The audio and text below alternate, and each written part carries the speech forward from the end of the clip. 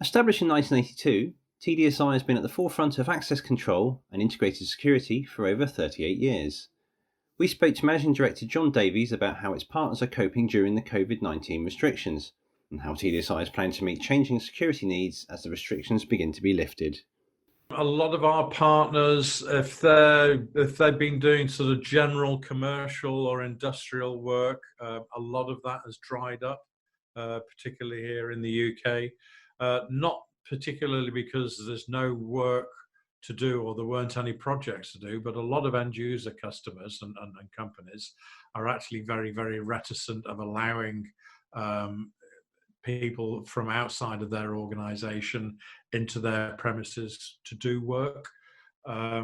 So a lot of that work has dried up, but then a lot of the greenfield construction sites, the government has, the UK government in particular, has identified the construction industry as being a key industry and as a driver for economic restart after the lockdown. Our systems integration partners who are doing projects for the NHS here in the UK, they're very, very busy. And there's been lots of new field hospitals put together, and there's been lots of extensions to hospital sites and rejigging site to free up or to convert wards that were general wards into ICU wards. And equally, hospitals are getting more people to come in as volunteers.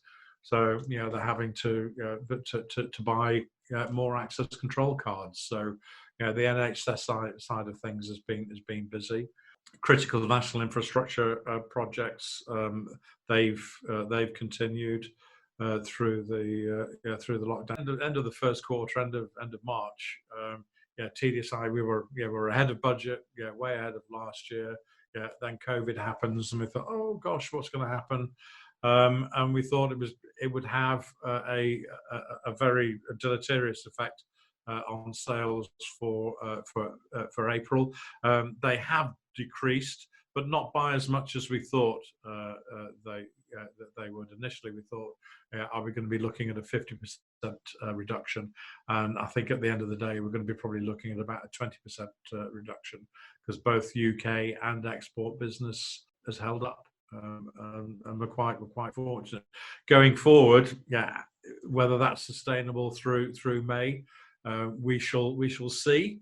But as a business, we are well financed, and we're in a good place to be here and continue to be here to service our customers and to actually help some of them and help some of our suppliers. This pandemic is really going to be it's really hitting a lot of companies' cash reserves quite heavily. We're not so unfortunate in that regard, so we're going to be in a stronger position to help people when we do come out of it eventually.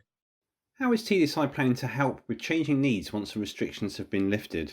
At TDSi, we've been doing that, looking at how we can help our customers when we actually get out of the lockdown scenario, and how we can ensure that we can be providing information and peace of mind when we're living in a more socially distanced environment, which is going to be with us until a vaccine arrives.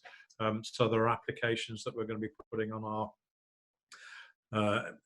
within our XGuard Pro access control management platform that are going to be able to allow end users to trace people who have reported that they have come down with COVID, to actually come up with generate a report, say, okay, well, who was that person in contact with within our organization?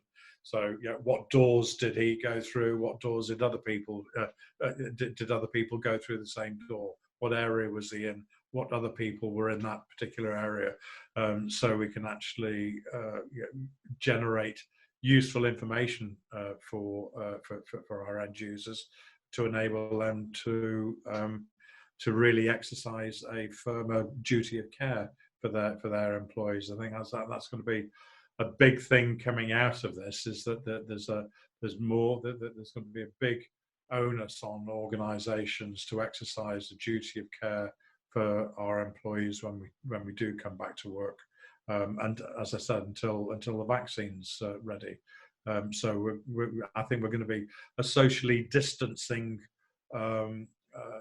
population and living in the socially distanced world for quite a few months yet. We're responding to customers' requirements, but at the same time, we're thinking about how the world's going to change and how we're going to be working and how we need to work in a COVID world and a socially distanced world. We're actually planning on what's our office going to look like when we actually do come back to work. So it could be in 2.5 weeks, 3 weeks, 4 weeks, 5 weeks. Doesn't matter when, it is going to happen. So we're getting ourselves geared up for that now. We can sort of rejig people's desks to make sure that they're always 2 meters apart, and if that's not possible, put perspex screens up. People have got to feel safe when they come to work until a vaccine arrives, and that vaccine itself will make people more safe because it'll give them the immunity. For more information, please visit www.tdsi.co.uk.